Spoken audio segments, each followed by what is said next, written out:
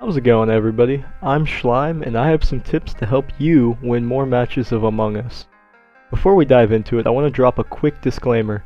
This guide is meant for those new to Among Us and games of the murder mystery genre. There won't be much talk about specific strategies in this guide. However, I will be making an advanced guide in the future that covers multiple strategies and teaches specifics about the game. Without further ado, let's learn. Among Us is a game that relies on you being able to discover who the killer is without making yourself come across as suspicious. To help avoid this, we go to tip 1. Let's define an alibi. In Among Us, an alibi is a defense for someone by providing an account of their whereabouts at the time of a murder. That being said, it's common for people to get nervous about dying and not want to be around other players at all. So they go off on their own to complete their tasks, hoping nobody passes by. While it may sound productive, it's not.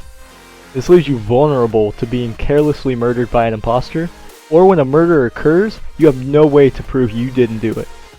Having no alibi makes you a suspect to the crime and could allow for an imposter to persuade others to believe you did it. When this happens, you've effectively given the imposters a free kill and ended your own run. To prevent this from happening, I have a simple solution. Find someone to do tasks with. By sticking with a fellow crewmate, you have an effective safety net to complete your tasks. An imposter is significantly less likely to kill you in front of another crewmate. And on the off chance they do kill you, you have someone there to report the death immediately. By piggybacking another player, both of you can complete your tasks together in the safety of numbers. I must mention the possibility of you being with an imposter though. If you get unlucky and this happens to you, well, you're probably gonna die. But it's better to try to stick with somebody than to be left alone.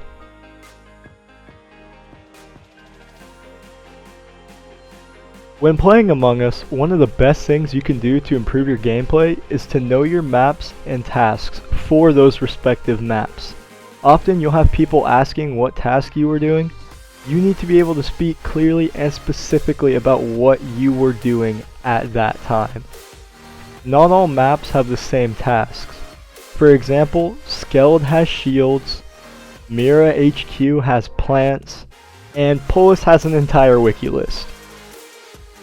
And if you accidentally mention a task from a different map than the one you're playing, someone will notice and call you out for it. When this happens, you become suspect for not having a story that checks out, which can lead to you getting the boot. So to avoid this, just know what tasks you're doing and what map they're on, and where on the map you do them, of course. You can figure out all of this just by going into the free play mode and just completing the tasks on your own time.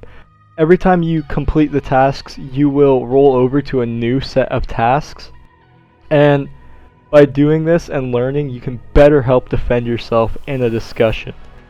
Having this knowledge also helps you plan your route better. Rather than mindlessly wandering around the map, you can plan an efficient route that lets you complete your tasks sooner than other crewmates. Take a look at my map.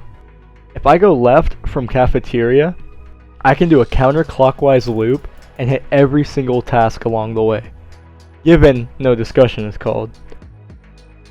So I would be able to finish all my tasks pretty quickly following this route and become task complete. Once you are task complete, you should stay with large groups to help protect yourself and your crewmates better. Most imposters will avoid your group and try to find lone players, which helps you figure out exactly who the imposter is when you find a dead body.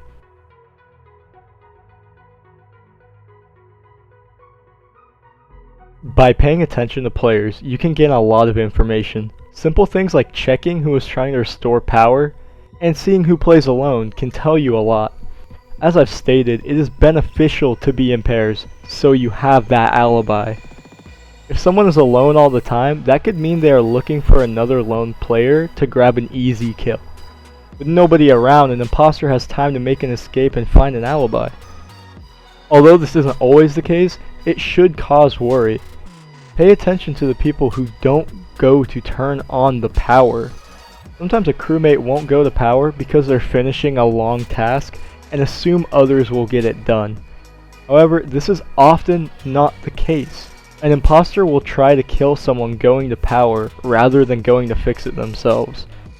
This is an opportune time for the imposter since it's highly unlikely someone will see the kill. Noticing things like this can give you a better idea of who is likely a crewmate and who is likely an imposter. Do note that this is not hard evidence. It is something worth bringing up in discussion, but don't go headfirst into an accusation based on that alone. It may give off the impression that you just want someone to get booted out, which is a strategy sometimes utilized by imposters. You don't want to be considered an imposter just for having a thought. Speaking of thinking, let's talk about discussion. To start, I'll talk about imposter aggression and silence. People tend to speak differently when they play imposter compared to when they play crewmate. Sometimes, instead of providing additional information to help uncover the imposter, they will remain silent and just let things happen so they don't draw attention to themselves. If the player goes unnoticed, they may be successful in waiting for the group to vote out a crewmate on accident. Understand that this isn't always a dead giveaway, but it is unusual behavior for a crewmate. Alternatively, an imposter may be hyper-aggressive and attempt to dominate the conversation, not allowing others to defend themselves. Most crewmates won't feel the need to drown out others' voices since they are trying to gain more information. It may be appropriate to call out the conversation dominator and see how the discussion develops. Do realize who you're playing with though. Some people talk a lot regardless of which role they're playing. You need to pay close attention to these people and find trends in their mannerisms between games and piece together if they're lying or not. It can be challenging to do this because they might leave after 1 or 2 games, but if they stay, and if done successfully, you will be able to make a more educated read on them. Congratulations! You now know the basics of the game and will dominate the imposters in your next match. If you found this helpful and want to help the video reach others, leave a like for the YouTube algorithm. Is there anything you think I missed or should belong in the advanced guide? Leave it in a comment below. If you're interested in seeing some of these tips live, consider following my Twitch. I stream Among Us, Valorant, and occasional indie titles, and I love to share my thoughts with you guys while I'm playing. Thank you for watching. Take care of yourself.